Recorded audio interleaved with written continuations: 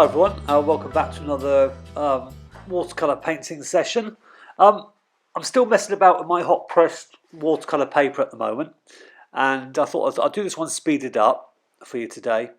But yeah, I'm working with my hot pressed paper still. Now I wanted to experiment a little with this painting. It's a bit different sort of style, I would say, than what I usually do. So it's probably isn't going to appeal to everybody, maybe, I don't know. But I quite like it. I quite like the summery feel it's got, the colours. I love the colours. Maybe some of the darks are too dark in the finished painting, I don't know. But it's all about experimenting and learning, isn't it? And that's what I'm doing at the moment. But I wanted to sort of like practice softening edges and getting that type of thing done, because the softening edges in watercolours is a crucial part of watercolour painting. It's something that it's a skill to learn that's really important. And this painting, well, I saw the photograph of this painting, I thought, yeah, this would be a good painting, this good photograph to work from, to give me, sort of help me improve that side of my painting. And to a certain degree it did. I was really pleased with the way the paper reacts to edge softening and stuff like that. Because if you have a painting with too many hard edges, it can end up looking a bit like a cut-out jigsaw puzzle, a bit sort of, stuck on. So having that balance of hard and soft edges is really essential. So this painting was based on getting some practice. Not that I really fancy painting; it was a beautiful view, and it's absolutely delightful looking place. So I started off by sort of drawing the castle on top of the cliff top, and then adding the greens, just all wet into wet, and worked my way down the page. I didn't wait for anything to dry necessarily. I just kept letting the colours softly merge into each other. I'm using a sort of combination of raw sienna, Naples yellow, permanent rose, cobalt blue, lemon yellow, sort of similar colours that I've been sort of sticking to, mainly because when I go out and do my plein air painting, I want to be very familiar with these colours, so I'm concentrating on using them in the studio. So where the shadows were on the cliffs, I started dropping in cooler colours as I ran this wash down the cliff face. So if there were shadows, I'd put a little bit of blue in there just to help me later when I come to sort of put the shadow in properly with a more of a hard edge. So it was just ways of saving myself some work later on, really. And it's a lovely feeling getting rid of all that white paper, because it's that white paper that can often be quite intimidating and quite sort of daunting for the artist. So anyway, I've just worked my way through it, and I hope you enjoy it. It's worth hanging on to the end, because I give my quick lowdown on my thoughts, and I think there might be some useful things to watch in it today. It could appeal to lots of sort of beginners and more advanced artists. So what I'm going to do, I'm not going to do commentary all the way through this one today. I've got to shoot off to work shortly. So I'm just going to let you guys watch it, and I hope you enjoy it. And I'll play some music for you until the end, and then you can hear what I had to say about the painting. So it just leaves me to say, don't forget to come onto my website, Pure Watercolour, and join up. Lots of people there now interacting. It's a fantastic place to be. So I hope to catch you there soon. So sit back and enjoy the rest of the video, and there'll be some more videos coming very soon.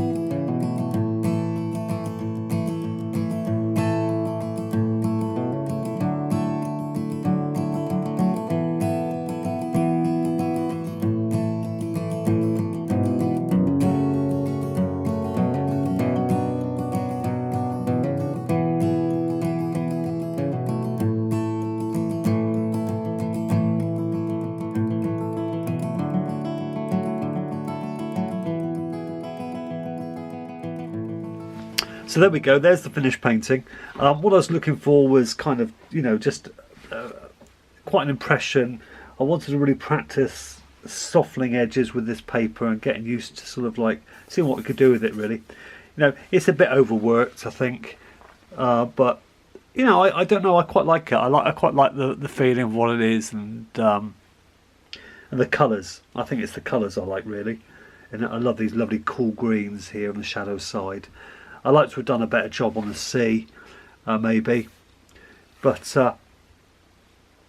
overall I'm really pleased with it. If you like any of my paintings, they're all available on eBay. You can buy them there. Yeah, so I hope you enjoyed it. Don't forget to join my website or visit my website, purewatercolor.com. There's links under that, and my watercolour courses as well. They're under the linked under the video too. So thanks ever so much for watching, and bye for now.